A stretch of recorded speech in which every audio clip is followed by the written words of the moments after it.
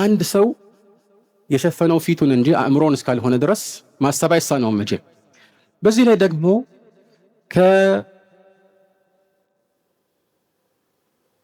ከሴኪሪቲ ወይም ጥበቃና ደህንነት አንጻር ሁሉም ሰው ፊቱ መታወቅ አለበት የሚለው ነገር ይሄን ያህል የሚያሳስብ አይደለም።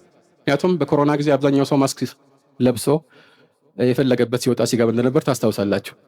ግን እሱን እንተወውና ካስፈለገ እኮ አሁንም በትምህርት ቤቶች ውስጥ በመስሪያ ቤቶች ውስጥ በተለያዩ አጋጣሚዎች ፊታቸውን የሚሸፍኑ እህቶች ማንነታቸው እንዲታወቅ ካስፈለገ ሲገቡ ብቻ ከመታወቂያዎቿ ጋር ፊታቸውን ተገልጠው አሳይተው ማመሳከር ይቻላል። ይሄ በሁሉም ዑለማዎች አካሄድ መሰረት የሚቻል ነው። ሴቶች ካሉ ሴቶች ያመሳከሩ፣ ሴቶች ከሌሉ ወንዶችም ራሱ በዚህ ላይ ማየታቸው እነዚህ ሴቶችም ተገልጠው ለዚህ ዓላማ ብለው ማሳየታቸው ይሄ በቂ የሆነ ይህንን የሚያስፈቅድ ሐጃ ነው። ይሄ ተፈቅዷል።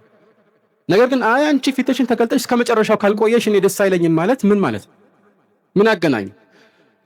ፈተና ለመፈተን ሴቶች ፊታቸውን ተሸፍነው ሲመጡ እሷ ነች አይደለች የሚለውን ለማስተያየት መታወቂያቸውን ፊታቸውን ከፍተው ያሳዩ፣ ያመሳክሩ፣ ከዛ በኋላ ይግቡ። ፈተና ሲሰሩ ራሱ ምናልባት ተቀይረው ሌላ ሰው ይሆናሉ ተብሎ አይፈረምም ፊታቸውን ሲሸፍኑ።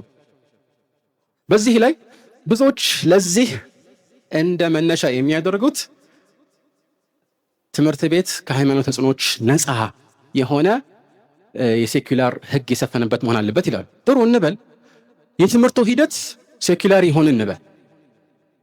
ታዲያ ሴኩላር ማድረግ የተፈለገው የትምህርቱን ሂደት ነው ወይስ ተማሪዎቹን ራሳቸው ነው? ሰዎችን ሁሉ ሴኩላር እናደርጋቸው የሚል ዘመቻ ነው የተያዘው? አይደለም።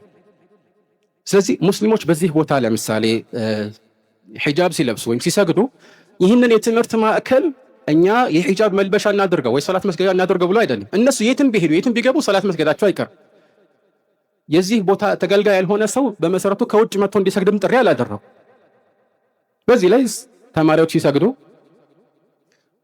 በዚያች ደቂቃ ውስጥ ምናልባት ቆመው እያወሩ ቢሆን ማንም የሚናገራቸው የለም። ሲሰግዱስ ምን የተለየ የሚፈጠር ነገር አለ? ምንም የተለየ የሚፈጠር ነገር የለም። ለማንኛውም እንዲህ አይነት ጭንቅ ውስጥ የሚሄዱ ባይተዋርነት የሚሰማቸው ወንድሞችና እህቶች በየጊዜው ያጋጥሙናል። ይህ በተለይ ሴቶችን በተመለከተ ፊትን መሸፈን ባይተዋር የሚያደርጋቸው እህቶችን በተመለከተ አንድ መጠቆም የምፈልገው ነገር አለ።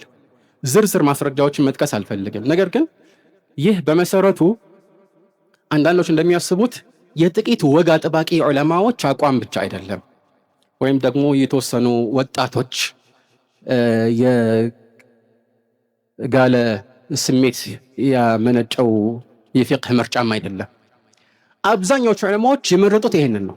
አብዛኛዎቹ ስል ይሄንን ቃል ሆን ብዬ ነው የምናገረው እና